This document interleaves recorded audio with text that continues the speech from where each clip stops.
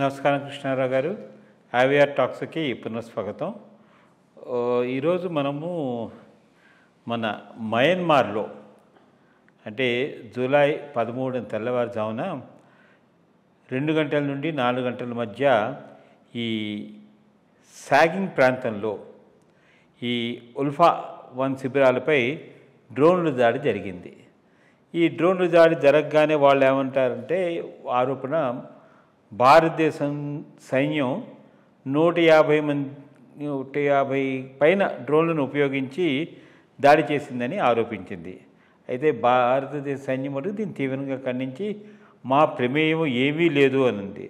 అయితే ఈ దాడిలో ULFA 1 lieutenant general Nayan Asom, brigadier Ganesh అపోమ్, కర్నల్ ప్రదీప్ అసోమ్ ముగ్గురు ఈ దాడిలో మరణించారు.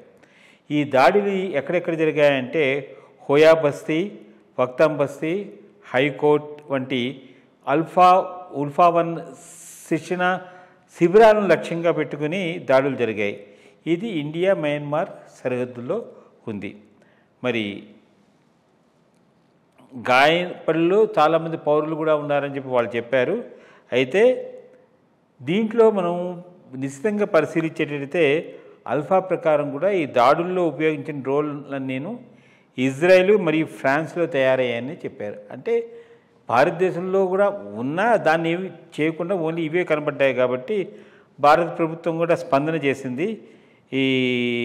ఈ దాడులు అంటే అస్సాం గవర్నమెంట్ కూడా ఈ దాడుల్లో మాకేమీ భాగం లేదు, మాకు ఎలాంటి సమాచారం లేదని కూడా వాళ్ళు చెప్పారన్నమాట. అయితే వాళ్ళు ఉల్ఫా 1 వాళ్ళు ఏమన్నారు, ఆపర్చునిటీ చూసుకోవడం కోసమని ఇలాంటి ప్రతి దాడులు మేము అస్సాంలో కూడా చేస్తామని చెప్పి ఒక హెచ్చరిక ఇచ్చారు.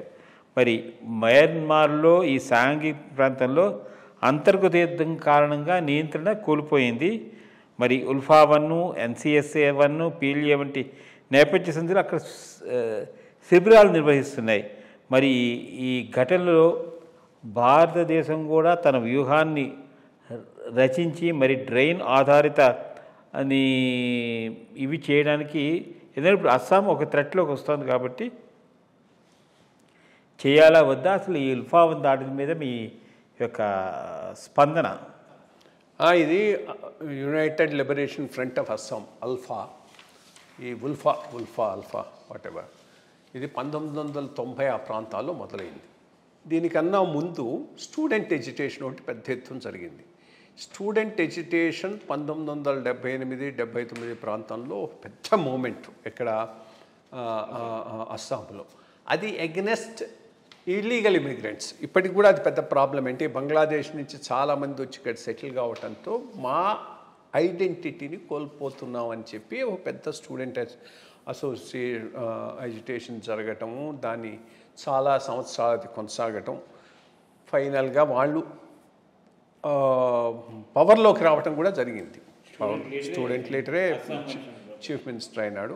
సో అదొక ఫేస్.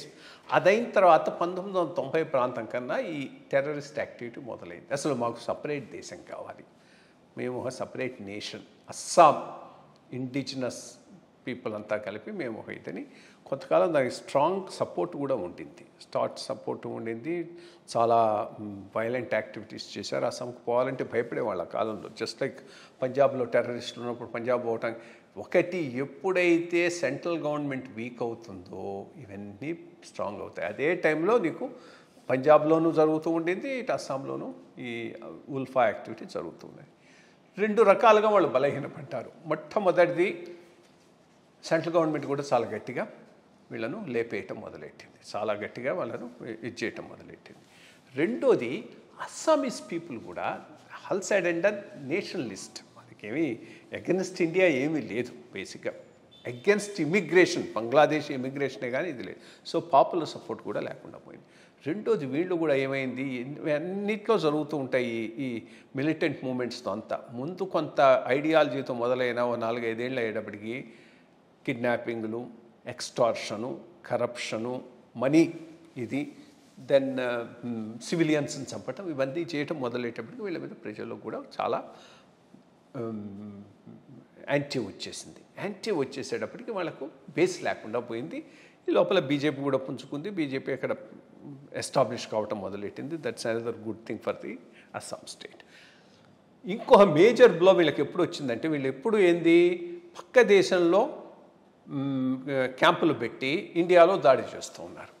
బంగ్లాదేశ్లో ఎప్పుడైతే షేక్ హసీనా 2004 ఆ ప్రాంతాల్లో వచ్చిందో మెర్సిలెస్గా వీళ్ళందరినీ ఎలిమినేట్ చేసేసారు. బంగ్లాదేశ్లో వీళ్ళకి ఎట్లాంటి స్థావరాలు లేకుండా పోయినాయి. చాలామంది కూడా చంపేశారు అక్కడ.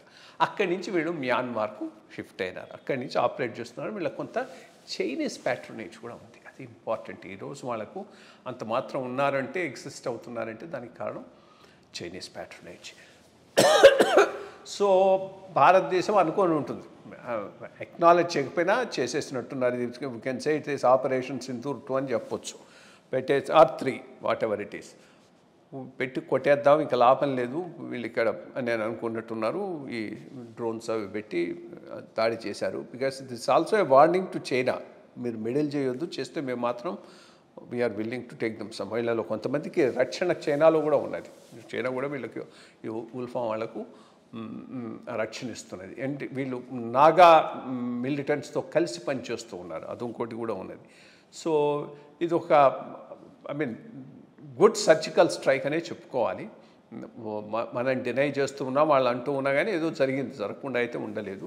అండ్ ఆల్సో ఒక సిగ్నల్ పంపించారు, మేము ఊరికి చూస్తూ ఊరుకోము, ఇటువంటి వాళ్ళని ఎంకరేజ్ చేసి మ్యాన్మార్లో పెట్టి మా మీదకి పంపిస్తూ ఉంటే good thing. It's a very good thing. Because ULFA as such ఈరోజు పెద్ద ఫోర్స్ కాదు. అస్సాంలో వాళ్ళకు పాపులర్ సపోర్ట్ లేదు, బేసిక్గా పాపులర్ సపోర్ట్ లేదు. దేశ సరిహద్దులు, దేశ పరిరక్షణ భాగంలో ఇది ఐ థింక్ ఒక సమంజసమైన చర్యనని మనం భావించవచ్చు. నమస్కారం.